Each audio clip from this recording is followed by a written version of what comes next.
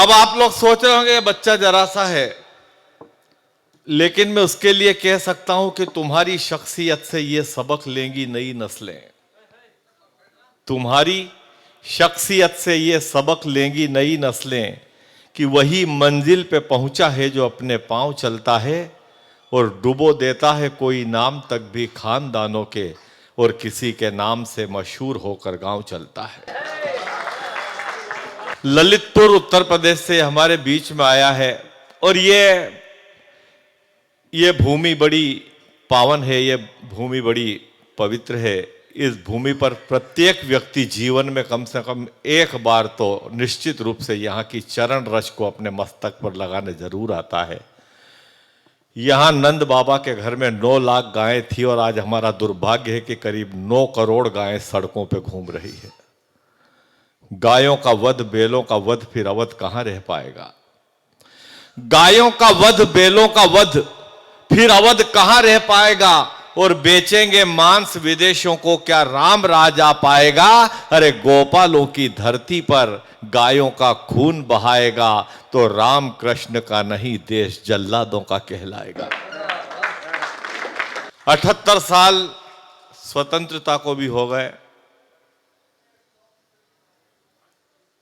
वो गौ माता हो, गंगा माता हो, धरती माता हो। मैं इन 4 पंक्तियों के साथ मंच के इस सबसे छोटे कवि को बुलाना चाहता हूं कि 78 साल में हमने हमारी माताओं को क्या दिया।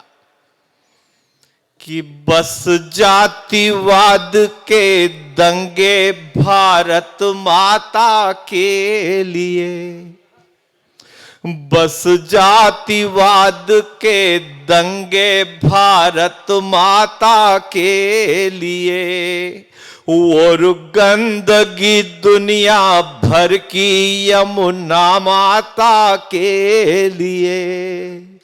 दुख इससे अधिक क्या होगा, दुख इससे अधिक क्या होगा धरती माता के लिए।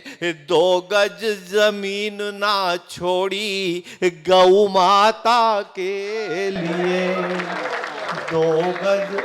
इसको बहुत अच्छे मास्टर ने पढ़ाया है तो ये कम उम्र में कवि बना। नहीं तो हमारे यहाँ एक ऐसे मास्टर, एक मास्टर ने बच्चे से पूछे कि बेटा ये बताओ सत्य और भ्रम में क्या अंतर है? लड़का बोला सर आप पढ़ा रहे हो यही सत्य है। टीचर ने पूछा और भ्रम? बोले हम पढ़ रहे हैं, ये आपका भ्रम। वो टीचर का दिमाग खराब, उसने दूसरे से पूछा तू बता दुर्घटना और दुर्भाग्य में क्या अंतर? लड़के ने कहा सर ये जो कोरोना आया था पूरे देश में, ये बहुत बड़ी दुर्घटना थी सर। टीचर खुश हो गया, शाबाश बेटा, और दुर्भाग्य? बोले सर इसमें अच्छे निपट गए, आप अभी तक रुके हो, ये हमारा दुर्भाग्य। तालियां नहीं आती आपकी, कोई बात नहीं, समय लगेगा और मेहनत करेंगे। हमसे कुछ गलती हुई होगी, नहीं बोल पा रहे होंगे। आप क्यों ताली नहीं बजाते? अगर हम ढंग की बात कह दी होती तो, या फिर एक बार आप बजा के बता देते तो हम सबको लग जाता कि आपका आशीर्वाद मिलेगा बराबर। अच्छा, इसके पापा क्या है, वो भी कवि है और वो अध्यापक है, पढ़ाते हैं।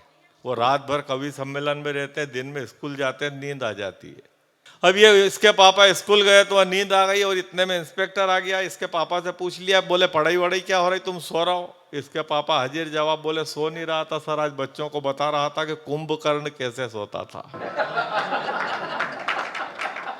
तो बोले पढ़ाई हो गई? बोले कुछ भी किसी से भी पूछ लो। वो इंस्पेक्टर ने एक लड़के से पूछ लिया, ये बताओ शिव का धनुष किसने तोड़ा था? तो लड़का रोने लग गया, मैंने नहीं तोड़ा सर।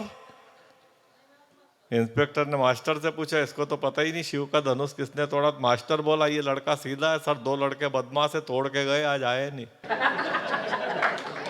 इंस्पेक्टर हेड मास्टर के पास गया, बोले क्या पढ़ाई हो रही है? बच्चे को ये पता नहीं शिव का धनुष किसने तोड़ा। मास्टर को पता नहीं। हेड मास्टर बोला वो खिड़की देख रहा हूँ 20 दिन से टूटी है, जिला शिक्षा अधिकारी को आवेदन दिया है, आवारा लड़के घुस रहे हैं और सामान तोड़ के जा रहा है, इस बार धनुष तोड़ गए हैं। इंस्पेक्टर सरपंच के पास गया और तीनों की शिकायत की, किसी को पता नहीं शिव का धनुष किसने तोड़ा। तो गांव का सरपंच बोला कि नजर नीचे रख, धीरे बोल, नजर नीचे रख, गांव की इज्जत का सवाल है। तू ये बता धनुष कितने पैसे का था, पंचायत से नया बनवा के देंगे। नहीं मत बजाओ ताली, पाप लगता है नहीं? अकेले पे लोड आ जाए तो उसका बहुत बड़ा पाप लगता है। वृंदावन में तो होना ही नहीं चाहिए। तो वेद के लिए आपकी तालियां बजना बहुत जरूरी है। मैं इस बच्चे को बुलाना चाहता हूं। बिखरे कपास को सूत कर दूं, कविता की डोर को मजबूत कर दूं और सफल हो जाएगा यज्ञ ये अंतरराष्ट्रीय योग दिवस का। वेद पस्तोराप तुझे ही आहूत कर दूं। जोरदार तालियां। आइए वेद। वर्तमान में हमारी क्या संस्कृति चल रही है, जो लड़कियां इंग्लिश मीडियम कॉलेजों में पढ़ के आती हैं और जब उनकी शादी किसी गांव कस्बे में हो जाती है तो उनके अनपढ़ देवर उनसे क्या कहते हैं, क्या इंग्लिश मीडियम पढ़े आई भाभी, इंग्लिश मीडियम पढ़े आई भाभी, नींबू खोबी आम बता रहे और हाई टेक हो गई हैं भाभी, सुबह सुबह को शाम बता रहे हैं। अरे छोड़ पुरानी धोती साड़ी, सलवार सूट प्लाजो में आ रहे और जी भाभी को मुंह नहीं देखो, जी भाभी को मुंह नहीं देखो, अब सब बिल्कुल आम दिखा रहे और इंग्लिश मीडियम पढ़े आई भाभी, सुबह सुबह को शाम बता रहे हैं। जीखो ऑफलाइन नहीं देखो, जीखो ऑफलाइन नहीं देखो, मोबाइल पे ऑनलाइन दिखा रहे और जेठ ससुर की इज्जत छोड़ो, जेठ ससुर की इज्जत छोड़ो, हाफ पेंट में कुत्ता घुमा रहे ओ हाई टेक हो गई भाभी, बढ़िया है रे। नींबू को भी आम बता रही, रोज सवेरे जिम भी जा रही, रोज सवेरे जिम भी जा रही, कर रही डाइटिंग, कम भी खा रही है नैया भी मूंगफली से, है नैया भी मूंगफली से, खुद को भी बादाम बता रहे और इंग्लिश मीडियम पढ़े आई भाभी, सुबह सुबह को शाम बता रहे कि तुलसी जैसी होती भाभी, तुलसी जैसी होती भाभी, अब तो ऐसी कहान दिखा रही, रोज रात में डिनर के संगे, रोज रात में डिनर के संगे हल्को हल्को नाम लगा रहे और इंग्लिश मीडियम पढ़े आई भाभी, ठोका दद्दा था।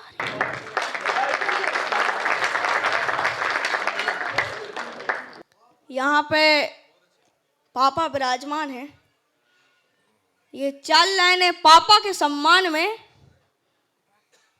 कि आजकल के पापा भी गजब ढा रहे,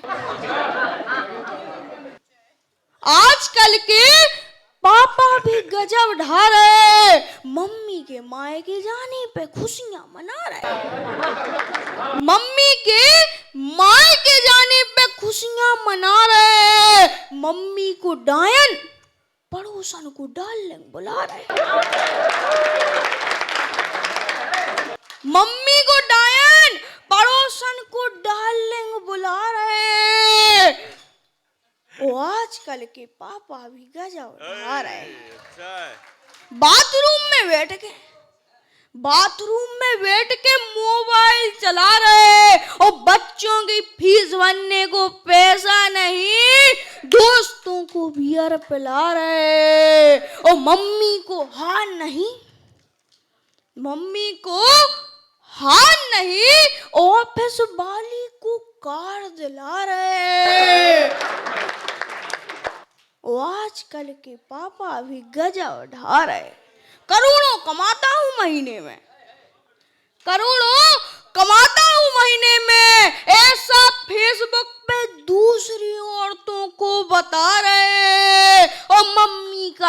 चलता नहीं, मम्मी का खर्च चलता नहीं, पापा पड़ोसन पटा रहे। और आजकल के पापा भी गजब ढा रहे। ठोको दद्दा पापा के सम्मान में तो हो गई, और पापा बुरा ना मान जाए तो मम्मी भी बैठी है मम्मी के भी सम्मान में, कि आजकल की मम्मी भी गजब ढा रही। आजकल की मम्मी भी गजब ढा रही। उम्र हो गई 47 की, 27 बता रही। उम्र हो गई 47 की और 27 बता रही। सेल्फी डाल के, सेल्फी डाल के सोशल मीडिया पे खूब छा रही। और घर में बैठ के आटा से ज्यादा तो भी डाटा खा रही। और आजकल की मम्मी भी गजब ढा रही। अच्छा है पापा की वेतन, अरे पापा की वेतन मेकअप में उड़ा रही। और सिर दर्द के बहाने पापा से पाँव दबा रही। और आजकल की मम्मी भी गजब ढा रही। ठोक दद्दा।